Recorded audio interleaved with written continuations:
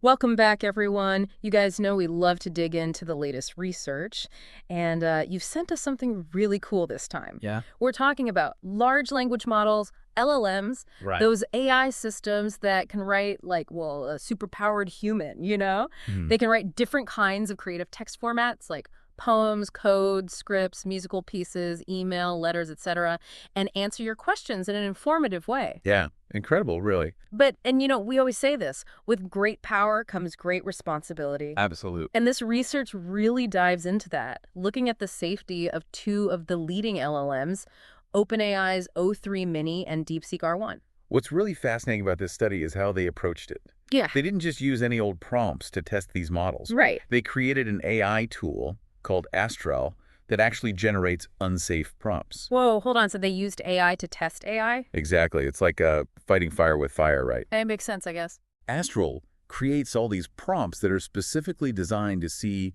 how these LLMs respond to, well, potentially harmful requests. So it's like a digital safety net, but for AI. Yeah, you could say that. So did they find out which one is safer?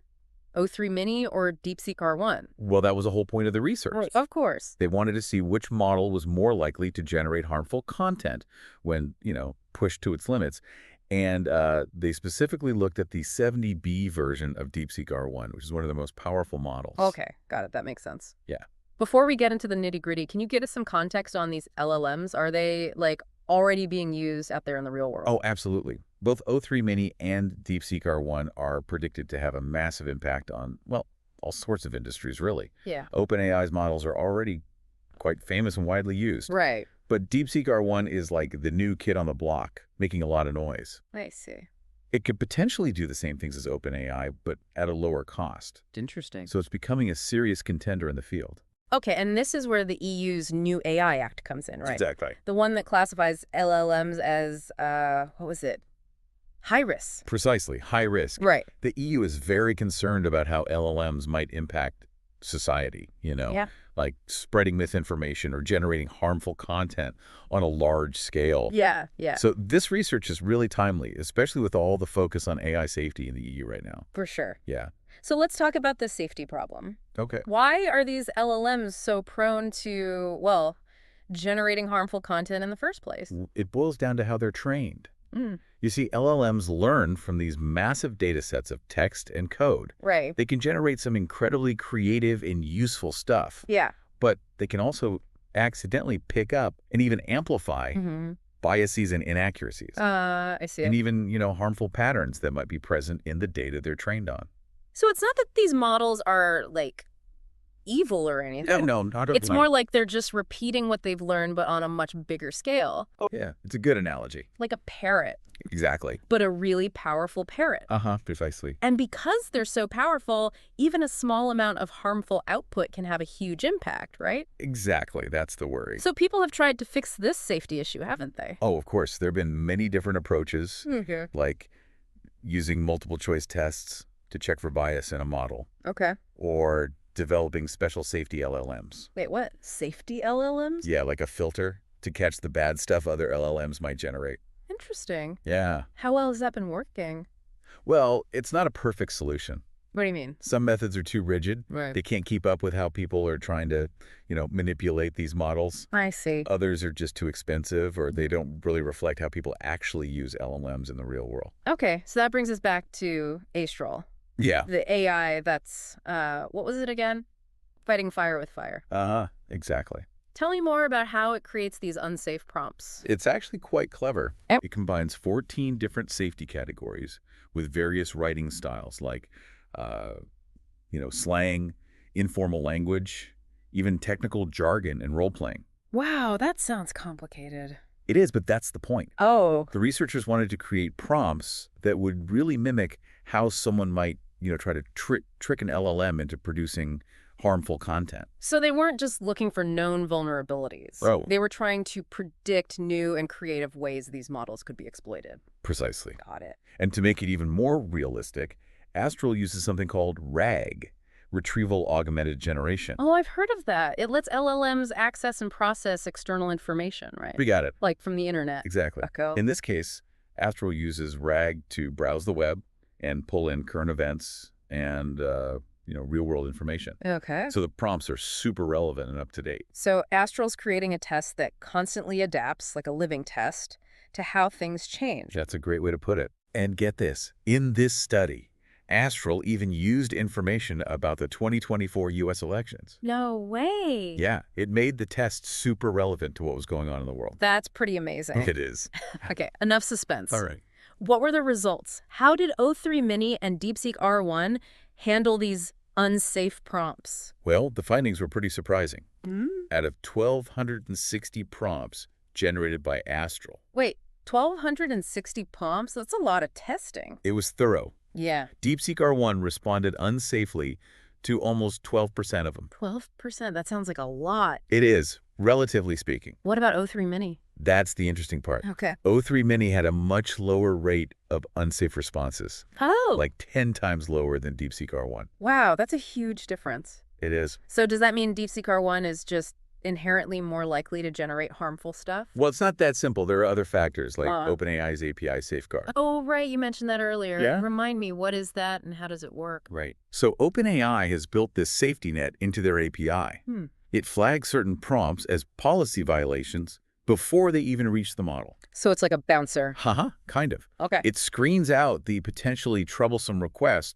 before they can cause any harm. So O3 Mini had this extra layer of protection while DeepSeek R1 didn't. Exactly. So it's hard to directly compare how safe the two models are. I see. It's like comparing apples and oranges. Yeah, that's a good way to put it. We don't know if O3 Mini is actually safer or if it's just being shielded. Right. This brings up the question of safety versus accessibility. It does. Is OpenAI being too cautious, or is this level of precaution necessary? It's a tricky issue. No easy answers there. Yeah, definitely something to think about. Yeah. Before we move on, can we talk more about the specific types of prompts DeepSeek R1 struggled with? Sure. Like, what were the red flags? Well, the researchers found DeepSeek R1 was particularly vulnerable to prompts about financial crime, violence, terrorism, and hate speech. Yeah, those are all really sensitive areas. They are. It makes you wonder if there are weaknesses in how DeepSeek R1 was trained. That's a good point. It highlights how important it is for developers to be really careful and address potential biases and vulnerabilities. Especially with such sensitive topics. Absolutely. But DeepSeek R1 did better with prompts about child abuse, self-harm, and sexually explicit content, which is kind of surprising. It is interesting, right? Yeah, It's possible their training data had better safety measures for those categories. maybe. Or the model itself might be better at flagging those types of harmful content. Makes you wonder. It does. This makes me even more curious to hear what else the research found, but maybe we should pause here for now and come back to dig deeper into the patterns the researchers discovered and what they all mean for the future of, LLM development and the EU's AI Act. Sounds good to me. All right, we'll be right back after a short break. See you soon.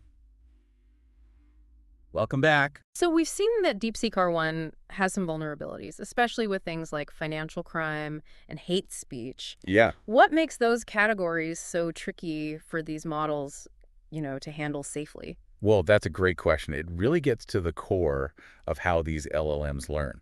Okay. Think about all the data they're trained on.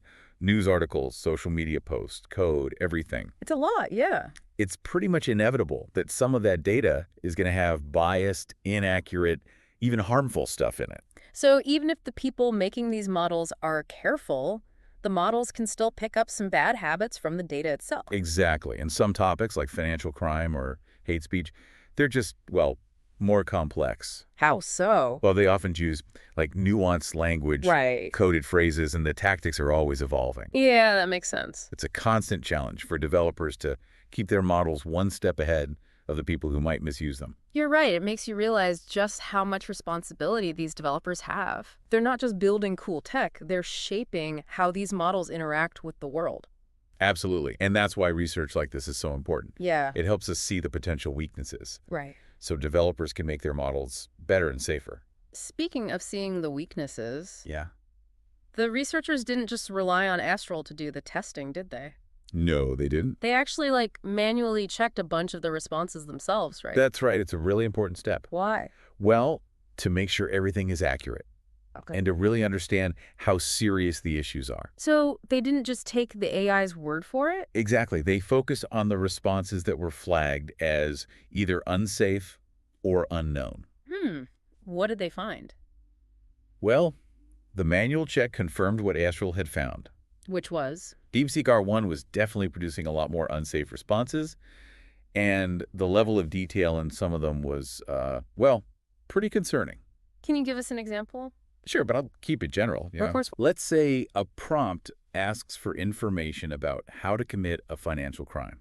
Okay. A safer response would be something like, I can't give you that information. Right. Or maybe explain that it's illegal and dangerous. Makes sense. But in some cases, DeepSeek R1 actually gave detailed instructions. Oh, wow. Yeah, not good.